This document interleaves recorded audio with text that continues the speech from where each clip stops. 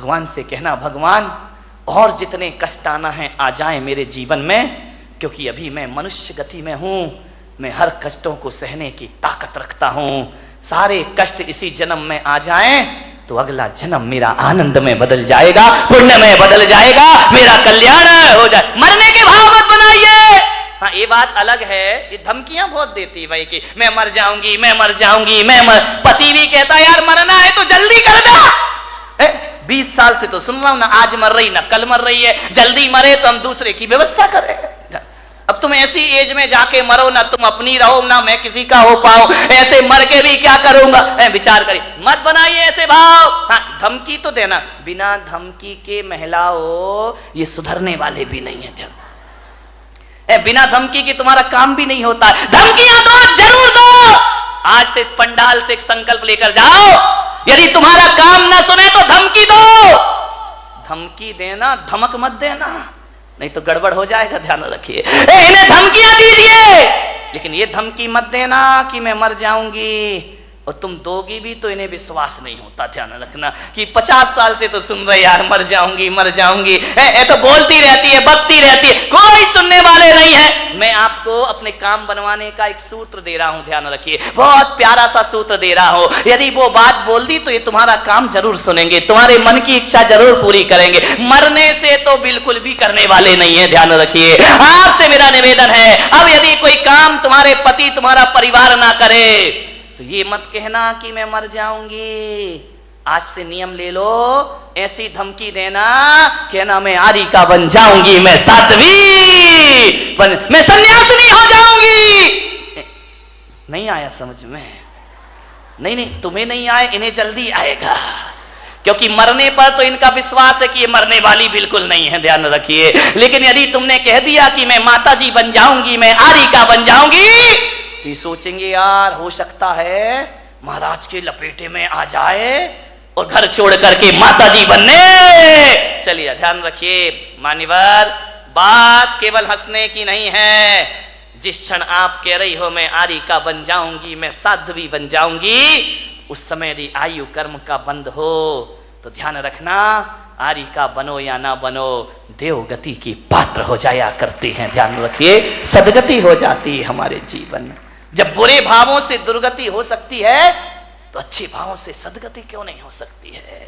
जब जिंदगी से तंग आ जाओ तो आत्महत्या के विचार मत बनाना, संन्यास के विचार बनाना।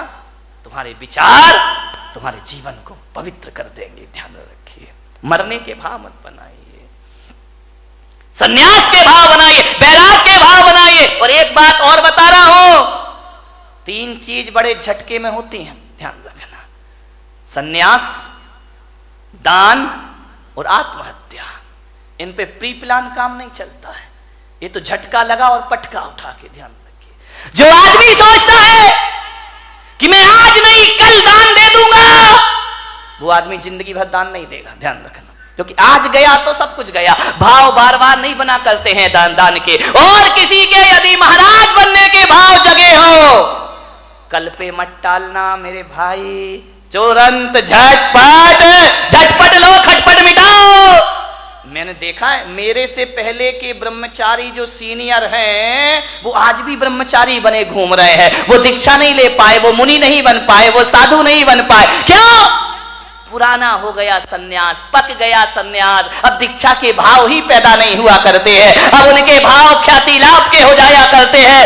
विनयी महाराज बने, जब अपनी पूजा हो रही है तो महाराज बन के क्या करेंगे? ध्यान रखिए, विद्वान कभी दीक्षा नहीं लेता, पंडितों ने कभी दीक्षा नहीं ली, सन्यास नहीं लिया। ध्यान रखना, ये दूसरों को सन्यास दिलाते हैं, खुद का नंबर आता है तो खुद पीछे हो जाया करते हैं। एक पंडित जी मुझे मिले, अब वो इस दुनिया में नहीं है। उनकी जब पहली बार मुझसे मुलाकात हुई, उन्होंने कहा कि जब मैं ब्रह्मचारी था, उन्होंने कहा कि भैया जी मैंने 150 पंच कल्याणक करा दिए।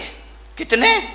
150 प्रतिष्ठाएं करा दी। मैंने कहा 150? बोले हाँ। तो मैंने कहा 150 दीक्षा कल्याणक भी करा दिए? बोले करा दिए। तो मैंने कहा 150 बार भगवान के कपड़े भी उतरवाए होंगे? बोले उतरवा दिए। मेरे जैसा विद्वान नहीं। मैंने कहा पंडित तेरे जैसा मूर्ख नहीं है। बोले क्या? मैंने कहा 150 बार भगवान के कपड़े उतरवाए तुझे अपने उतारने की एक बार भी सुध नहीं आई? और मैंने कहा पंडित, मैंने एक भी प्रतिष्ठा नहीं कराई, लेकिन एक बार देखी और मेरे कपड़े अपने आप उतर जाया करते हैं। विचार करिए, सोच विचार नहीं। आचार्य विद्यासागर जी महाराज, उनकी दीक्षा हुई। महाराज अजमेर में थे, नए नए दीक्षार्थी थे, नई नई दीक्षा हुई थी। बड़ा प्यारा प्रसंग है उनका। और जब उनके पास एक विद्वान पहुंचा, विद्वान ने देखा, महाराज की आदत है, नेचर में है, स्वभाव में है, कोई बनावटी जीवन नहीं है उनका, ध्यान रखिए। सिर उनका झुका रहता है, शुरू से ही झुका रहा, कभी नजरें उठाकर नहीं देखे। पंडित गए, विद्वान गए, पोथी पत्रा लेकर, महाराज, महाराज कुछ नहीं बोले। क्या बोले? हमारे जैसे हो तो बात भी कर ले, वो तो बोलते ही नहीं। गए, बोले महाराज, उस समय नए नए दीक्षार्थी थी, नई नई दीक्षा हुई थी, 23-24 साल के रहे होंगे महाराज। उन्होंने कहा कि महाराज नंगे हो गए, कपड़े उतार दिए, कुछ शास्त्र मास्त्र पढ़े हैं कि ऐसे ही आगम पढ़ा है? महाराज कुछ नहीं बोले। अरे समय सार पड़ा है? महाराज कुछ नहीं बोले। बोले बस कपड़े उतार के बैठ गए, रोटियां मिल रही हैं समाज की, आराम से जय जयकार, ख्याति लाभ। समय सार पढ़ा है आपने? जब 3 बार उसने बोला तो महाराज ने कहा अब तो जवाब देना जरूरी, अब बहुत ज्यादा पानी सर से ऊपर हो रहा है। उन्होंने कहा बोलो पंडित जी, क्या बोलना चाहते हो, क्या पूछना चाहते हो? उन्होंने कहा समय सार पढ़ा है। महाराज ने कहा तुमने पढ़ा है? बोले हाँ। बोले कितनी बार? बोले 108 बार। बोले 108 बार समय सार पढ़ लिया? बोले पढ़ लिया। आचार्य श्री से पूछा आपने पढ़ा है? महाराज ने कहा पंडित जी हमने तो 108 बार नहीं पढ़ा है, हमने एक बार पढ़ा और कपड़े उतर गए, और तुम 108 बार पढ़ रहे हो और आज तक कपड़े उतारने की सुध नहीं है, आज तक संन्यास की बात नहीं आ रही। क्या पढ़ा है तुमने? हमने एक बार पढ़ा और जिंदगी बदल गई। तुम जिंदगी भर पढ़ते हो और तुम्हारे जीवन में कोई परिवर्तन नहीं हुआ करता है। ध्यान रखिए, संन्यास झटके में होता है। जिस दिन भाव बने तुरंत फुरंत, प्री प्लान नहीं, आज नहीं। कई हैं लेंगे महाराज बुढ़ापे में दीक्षा ले लेंगे, अभी क्या पढ़ा बाद में ले। एक बच्चा मेरे पास आया, बोले महाराज मैं दीक्षा लेना चाहता हूं, आपके साथ चलूं? मैंने बच्चे को देखा, छोटा सा बच्चा था। बोले आपके साथ चलूं? मैंने कहा पक्का बता? बोले हाँ पक्का, मैं ब्रह्मचारी बनना चाहता हूं। बाजू में दादाजी खड़े थे 70 साल के। बोले महाराज इसकी बातों में मत आना। मैंने कहा क्यों, क्या हो गया? अरे बोले क्या पागलपन की बातें, ये इतना सा बच्चा कह रहा कि सन्यास लूंगा, दे मत देना महाराज। मैंने कहा क्यों? बोले छोटा है। मैंने कहा दादाजी तुम बड़े हो गए, तुम तो हो गए 70 की, अब तुम चलो। बड़े जाते नहीं, छोटों को जाने नहीं देते। अब करें तो करें क्या, विचार करिए। पहले का वो जमाना था, एक सन्यास लेता था तो उसके साथ 4-4 हजार लोग दीक्षा ले लेते थे। आज एक दीक्षा लेता है तो 4000 रोकने को खड़े हो जाते हैं कि काय को ले रिया है, पंचम काल है, क्यों बर्बाद कर रहा है, मत ले दीक्षा। वाह रे जमाना, जब बच्चा बिगाड़ते हो तो ख्याल नहीं आता, बिगड़ जाता है तो फिर महाराज तुम्हें याद आते हैं। ध्यान रखिए, सन्यास झटके की चीज, झटके की चीज। मन में भाव जगे, घर छोड़ देना। एक बात ध्यान रखना विठल भाई, विठला, घर, तुम ज्योतिषाचार्य हो ना, घर प्रवेश का तो मुहूर्त होता है। किसी ने मकान बनाया, वास्तु का मुहूर्त होता है, घर प्रवेश का मुहूर्त होता है। लेकिन किसी ज्योतिष ने घर त्याग का कोई मुहूर्त बताया है क्या?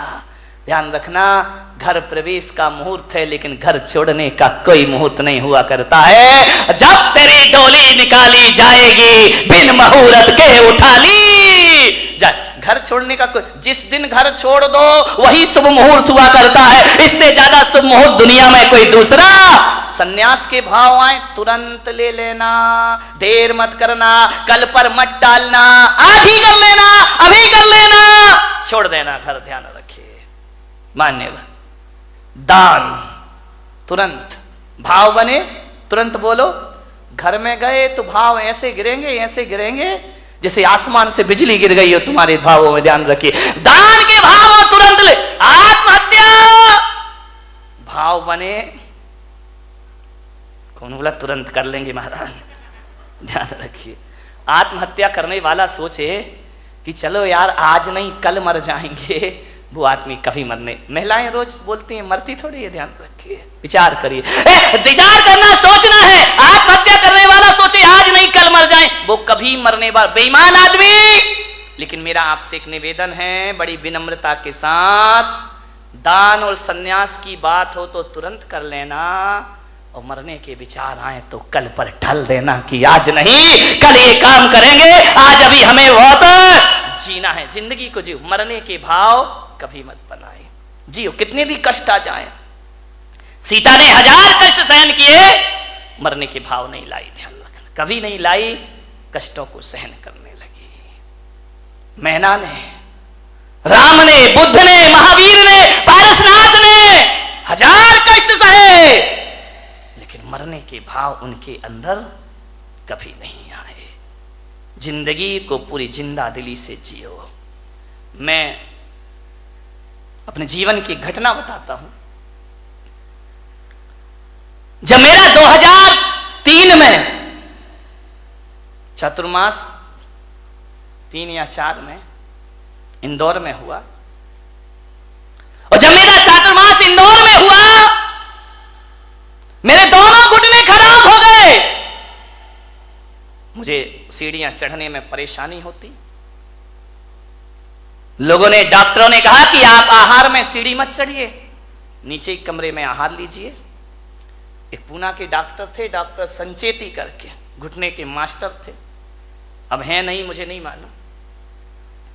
उनसे मेरी जांच हुई पूना में, MIR कराई घुटनों की, उन्होंने कहा घुटने खराब हैं आपके, इन्हें चेंज करना पड़ेगा।